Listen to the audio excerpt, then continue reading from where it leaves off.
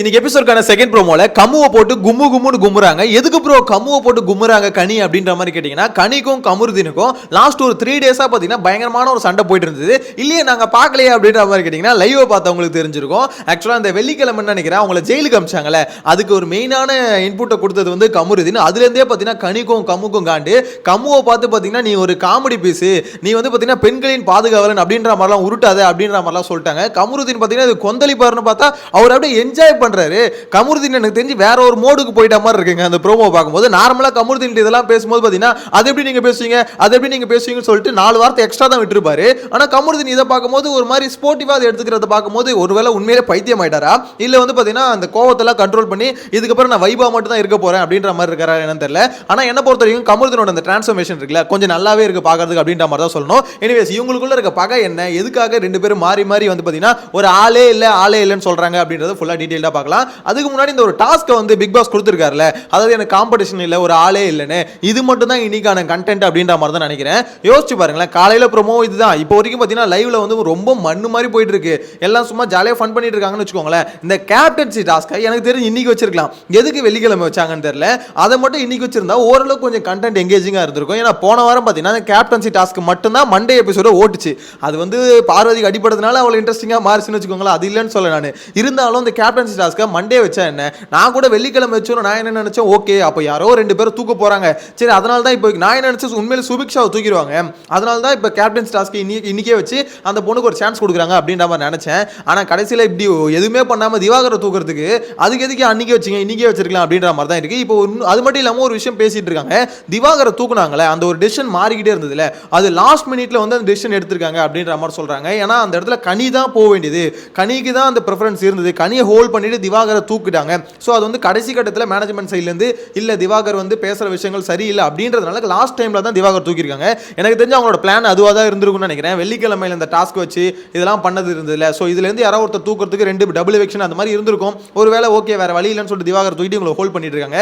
ஆனால் எனக்கு தெரிஞ்சு கேப்டன்சி டாஸ்க்கை இன்னைக்கு வச்சிருக்கலாம். அவ்வளோ மொக்கையாக போயிட்டு இருக்கு, லைவை பார்க்கவே முடியல அப்படின்ற மாதிரி தான் சொல்லணும். ஓகே இப்போ மெயினான மேட்ருக்கு வருவோம். இந்த கனிக்கும் கமருதீனுக்கும் எதுக்கு இந்த அளவுக்கு வார் போயிட்டு இருக்குன்னா, முதல்ல இதில் அவங்க என்னென்ன பேசிக்கிறாங்கன்னு பார்த்துலாம். கமருதீன் வந்து பார்த்தீங்கன்னா ஒரு நார்மலாக ஒரு நோட்டோட ப்ரௌன் பேப்பர் போட்ட ஒரு நோட்டு தான் நீங்கள் அப்படின்ற மாதிரி பார்த்தீங்கன்னா கமருதீன் வந்து கனியை பார்த்து சொல்கிறாரு, நீங்கள் வந்து பார்த்தீங்கன்னா நான் எதை பேசினாலும் புரிஞ்சிக்கவே மாட்டீங்க அப்படின்ற மாதிரி கமருதீன் வந்து கனி மேலே ஒரு குற்றச்சாட்டு வைக்கிறாரு. அது உண்மையான கேட்டிங்கன்னா உண்மை தான். ஏன்னா கனி வந்து பார்த்தீங்கன்னா அவங்களோட பாயிண்ட் ஆஃப் வியூ ஒன்று புரிஞ்சுக்கிட்டாங்கன்னா அது மற்றவங்க கிட்ட வந்து ஏற்றுக்கணும்னு நினைப்பாங்க. அது கனியோட கேரக்டர். கமருதீனை பற்றி அவங்க சொன்னாங்களே, அதாவது இவர்கிட்ட பேசி புரிய வைக்கிறது வேஸ்ட் ஆஃப் டைம், அது வந்து பார்த்தீங்கன்னா கமருதீனோட கேரக்டர் தான். ஏன்னா கமருதீனுக்கு வந்து ஒரு விஷயம் புரிய வைக்க முடியுமானா அது அவர் ரேஞ்சுக்கு இறங்கி நீங்க பேசினா மட்டும்தான் கமருதீனுக்கு புரியும், நார்மலா புரியாது. எனக்கு தெரிஞ்சு அதுல வந்து எக்ஸ்பர்ட் யார் தெரியுமா, ஒன்னு அரோரா இன்னொன்னு பார்வதி. ஏன்னா இவங்க 2 பேரால் தான் பாத்தீங்கன்னா கமருதீனை ஈஸியா அவங்க என்ன நினைக்கிறாங்களோ அவர் மைண்டுக்குள்ள டே கமருதீன் நீ இதானே யோசிக்கிற, நீ வந்து இது வேற எதுவும் யோசிக்கல, நீ இதை தான் யோசிக்கிற, நீ கரெக்டா தான் போற அப்படின்ற மாதிரி அவரே நம்ப வைக்கக்கூடிய டேலண்ட் இவங்க 2 பேருக்கு தான் இருக்கு.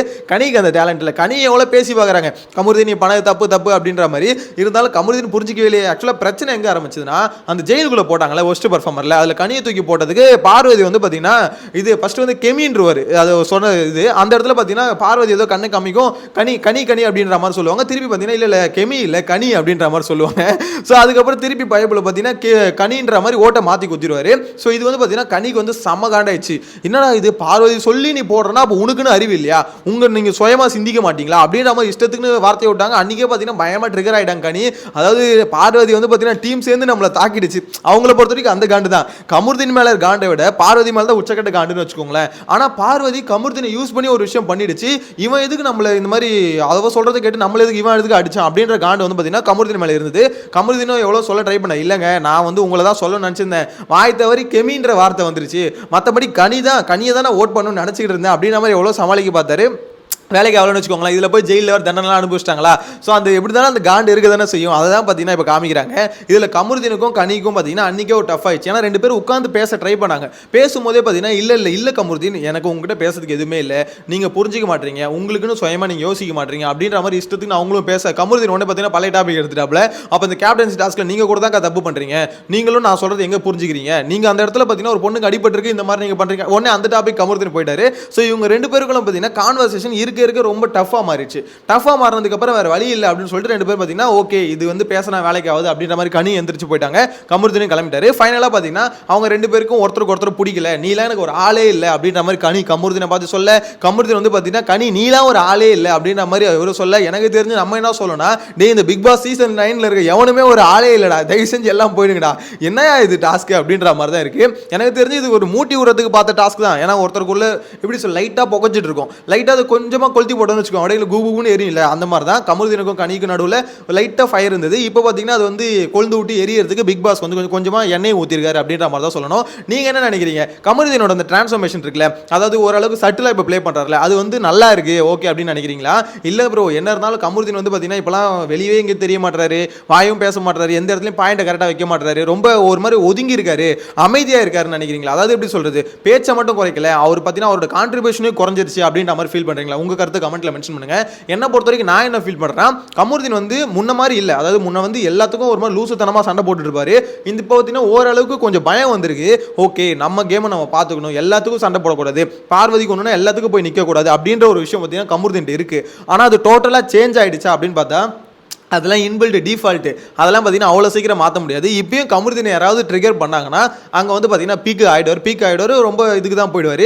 ஆனால் எனக்கு ஆச்சரியமாக இருந்தது இந்த ப்ரோமோவில் கனி இவ்வளோ பேசும்போதும் கமருதீன் வந்து அது வேறு விதமாக அவருக்கு வந்து காண்டாவது இல்லைன்னு சொல்ல, ஏன்னா ப்ரோமோவில் பார்க்கும்போதே தெரியுது அவர் மாதிரி ஏன்றது ஊன்றது இதெல்லாம் பண்ணுறது எதுக்கு. ஸோ அந்த கோவத்தை வந்து பார்த்தீங்கன்னா வேறு விதமாக வெளிக்காட்டுறாரு. கொஞ்சம் ஓகே ஓரளவுக்கு லைட்டாக கொஞ்சம் கமருதீன்கிட்ட சேஞ்சஸ் எனக்கு தெரியுது. இதுக்கப்புறம் இந்த வாரத்தில் வந்து பார்த்தீங்கன்னா கனியோட ஆட்டம் இருக்குல்ல கொஞ்சம் பெட்டராக இருக்கும்னு தோணுது. ஏன்னா கனிக்கு வந்து பார்த்தீங்கன்னா 4 சைட்லேருந்து அடி உள்ள போகுது, அது மட்டும் தெரிஞ்சு போச்சு. ஏன்னா கனி தாங்க மெயின் தலை, அன்பு கேங்கோட தலை அவங்க தான் ஓகேங்களா. சபரி வந்து பார்த்தீங்கன்னா நேற்று அழுதுல எல்லாம் சபரியை விட்டாங்க, எப்பா இதுக்கப்புறம் ஒருத்தனை அடிக்கவே கூடாதுடா அப்படின்ற மாதிரி ஊரை கூட்டி வச்சு ஒருத்தன் அழுதான் பார்த்தீங்களா. அதுக்கப்புறம் யாருக்காவது சபரி அடிக்கணுன்ற ஒரு எண்ணம் வருமா? நீங்கள் யோசிச்சு பாருங்க, என்னமா அழுகுறான். நான் இது வரைக்கும் எத்தனையோ பேர் அழுது பார்த்துருக்கேன், ஆனால் ஒருத்தன் ஊரை கூட்டி வச்சு அழுது அது நான் புதுசாக இருந்தது. அதாவது சபரிக்கு உண்மையிலே கஷ்டம் இருக்கலாம், எல்லாமே இருக்கலாம், ஆனால் ஊரை கூட்டி வச்சு ஏன் அழுவுற அப்படின்ற கேள்வி தான் நேற்றுலேருந்து எனக்கு இருக்குது. ஸோ அதனால என்ன ஆச்சுன்னா கண்டஸ்டன்ட் எல்லாம் என்ன நினச்சிட்டாங்கன்னா ஒருத்தன் இவ்வளோ வந்து உடஞ்சி அழுது நொறுங்கிட்டான், இதுக்கப்புறம் ஒன்று அடிக்கக்கூடாது. சபரியோட ஆயுதத்தை பார்த்தீங்களா, அதாவது நான் அழுவில் இவனை வந்து அடிக்கிறதுக்கே எல்லாம் யோசிக்கணும்டா, இவனை மேலே அடுத்து ஒரு குற்றச்சாட்டை வைக்கிறதுக்கு. இதுக்கப்புறம் நான் சீரியஸாக சொல்கிறேன், பார்வதி இருக்காங்களே சபரி மேலே குற்றச்சாட்டு வைக்கிறதுக்கு கொஞ்சம் மாதிரி ஒரு சங்கடப்படுவாங்க. மேபி கொஞ்சம் எப்படி சொல்கிறது, ஒரு மனித நேயம் இதெல்லாம் இருந்தால் கொஞ்சம் வந்து சங்கடப்படுவாங்க. ஏன்னு பார்த்தீங்கன்னா சபரி அழுகையில் பார்த்தீங்கன்னா எல்லாருமே ஒரு மாதிரி ஆகிட்டாங்க. ஸோ இதுக்கப்புறமும் இவனை வந்து டே நீ வந்து என்னை மெதிச்சிட்ட, நீ வந்து அடிச்சிட்ட அப்படின்ற மாதிரி சொல்கிறதுக்கு அவங்களே வாய் வராது. ஏன்னா அந்த மாதிரி ஒரு பர்ஃபார்மன்ஸு. எனிவேஸ் எனக்கு தெரிஞ்சு அதுக்கப்புறம் அதனால தான் சபரியை நோண்டாமல் இதுக்கப்புறம் பார்த்தீங்கன்னா கனியை தான் எல்லாம் நோண்டுவாங்க, ஹெட் அவங்க தானே. ஸோ தலையை வந்து அடிக்கணுன்ற மாதிரி தான் நோண்டுவாங்க. எனக்கு தெரிஞ்சு கனிக்கு எது தெரியுமா ஒரு சிறந்த விஷயமா இருக்கும், அவங்கள பொறுத்த வரைக்கும் இந்த வீட்டிலேருந்து வெளியே போயிடலாம். இந்த வாரம் பார்த்தீங்கன்னா எவிக்ஷனில் அவங்க வெளியே போனால் தான் கனி அவங்க பேரை நல்லா காப்பாற்றிக்க முடியும் அப்படின்ற மாதிரி தோணுது. ஏன்னா கனிக்கு வந்து பார்த்தீங்கன்னா என்னதான் அவங்க ஸ்வீட்டு அப்படின்ற உருட்டினாலும் அவங்களுக்கு ஒரு கன்னிங்னஸ் இருக்கு. அது பார்த்தீங்கன்னா கேமில் வந்து சில இடத்துல வந்து ஃபேவரட்டிசம் பண்ணுறதாகட்டும், அவங்க வந்து பார்த்தீங்கன்னா ஒரு மாதிரி கன்னிங்கான ஒரு கேம் ஆடுவாங்க, அது நிறைய இடத்துல நோட் பண்ண முடியும். பேசும்போது மட்டும் அந்த சாஃப்டாக இருக்கக்கூடாது, அந்த கன்னிங்கான கேம் ஆடுறாங்களா அதையும் கொஞ்சம் ஸ்டாப் பண்ணணும். ஸோ கனி எனக்கு தெரிஞ்சு அவங்க பேரை கெடுத்துக்கூடாது. குக்கு வித் கோமாளில் இருந்த மாதிரி நம்ம ரொம்ப சாஃப்டாக ஸ்வீட்டான ஒரு ஆள் அப்படின்னு நேற்று விஜய் சேதுபதி சொன்னாங்களே, ஸ்வீட்னஸ் தான் சரி என்னோட ஷீல்டு அப்படின்ற மாதிரி. ஸோ அந்த ஷீல்டு அதெல்லாம் வச்சு கரெக்டாக எப்படி சொல்கிறது அவங்க பேரை காப்பாற்றிக்கணும்னு நினச்சாங்கன்னா எனக்கு தெரிஞ்சு இந்த சீசனில் இந்த வாரத்தில் எவிக்ட் ஆகிறது தான் அவங்களுக்கு நல்லது. அவங்க பேரை காப்பாற்றிக்கணும்னு நினச்சா அவங்களுக்கு நல்லது அப்படின்ற மாதிரி தோணுது. ஏன்னா இறங்கி ஆடணுங்க, உங்கள் பேரை கெடுக்கல அப்படிலாம் மாதிரி இதில் வந்து பார்த்தீங்கன்னா எல்லா சண்டையிலும் நீங்கள் இறங்கி ஆடணும். ஃபேவரட்டிசம் பார்த்தீங்கனாலே உங்கள் கேம் காலி ஆகிடும். ஸோ வெயிட் பண்ணி பார்க்கலாம் எப்படி போகுதுன்னு. எனக்கு தெரிஞ்சு கமருதீனோட டிரான்ஸ்ஃபர்மேஷன் கொஞ்சம் பெட்டராக இருக்குது அப்படின்ற மாதிரி தோணுது. உங்களோட கருத்தை கமெண்ட்டில் மென்ஷன் பண்ணுங்கள். நெக்ஸ்ட் வீடியோவில் மீட் பண்ணலாம். Bye by.